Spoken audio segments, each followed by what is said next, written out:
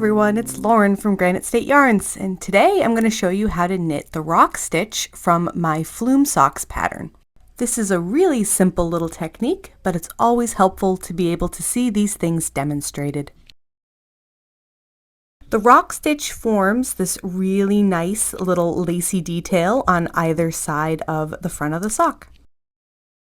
We're going to be knitting over 4 stitches here. 1, 2, 3, 4. Insert your right needle into the 3rd stitch purlwise and pull it up and over the first 2 stitches that are on your right needle. Then repeat that process with the 4th stitch.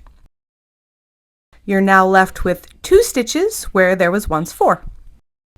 Now we'll yarn over and then knit 2.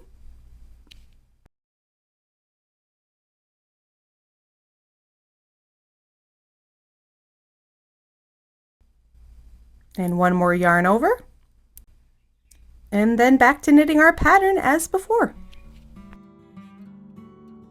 It's as simple as that. Thank you so much for watching, and I hope you enjoy knitting your new pair of socks.